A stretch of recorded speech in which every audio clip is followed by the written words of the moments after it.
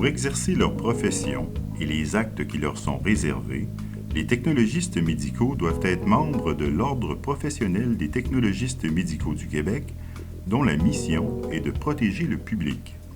En effet, beaucoup de gens l'ignorent, mais 85% des diagnostics et des suivis thérapeutiques sont faits par les médecins en se basant sur les analyses de laboratoire effectuées par les technologistes médicaux, d'où notre mission de s'assurer que la pratique professionnelle de nos membres est adéquate et même excellente.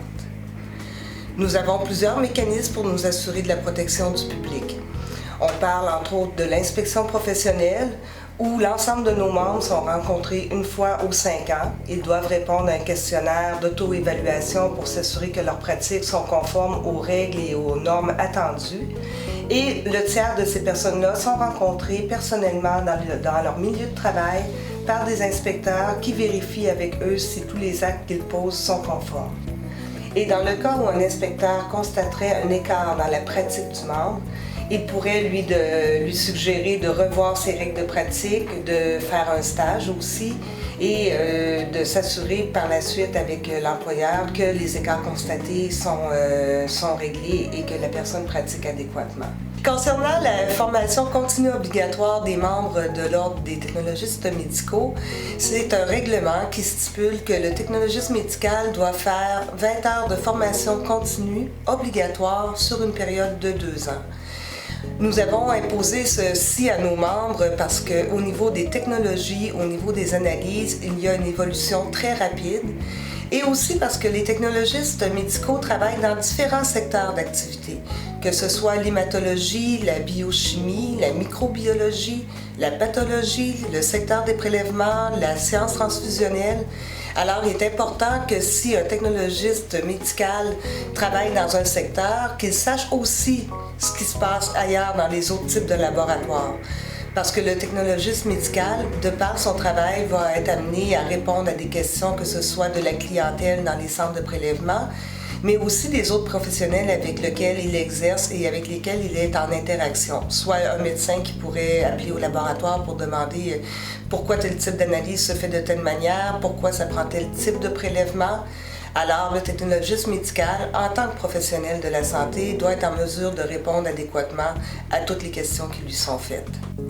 En plus de l'inspection professionnelle et la formation continue, d'autres mécanismes et instances constituent un rempart pour assurer la protection du public.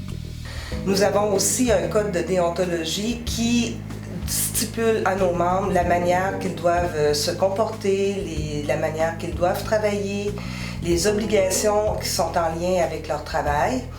Et dans le cas de non-respect du code de déontologie, il peut y avoir une plainte de déposer à ce moment-là au syndic, qui est une forme d'enquêteur qui va aller rencontrer le membre, l'employeur, etc., faire une enquête.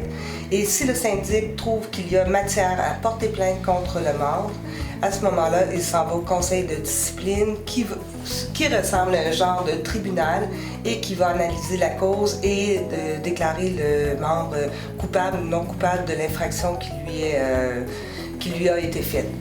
À ce moment-là, il y a différents mécanismes qui peuvent être imposés, c'est-à-dire qu'on peut recommander à la personne un stage ou de reprendre un cours.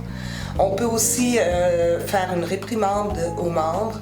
La personne qui est reconnue coupable peut aussi, à ce moment-là, se voir imposer des amendes, être radiée provisoirement de son poste, c'est-à-dire cesser de travailler, ou être radiée à vie, donc aucune possibilité de revenir dans le milieu de travail à titre de technologiste médical. L'Ordre s'assure également que les technologistes médicaux adoptent en tout temps une attitude et un comportement professionnel envers les patients et les autres professionnels. Il en va de sa crédibilité, de la confiance du public et des autres professionnels envers son travail et sa qualité en tant que professionnel.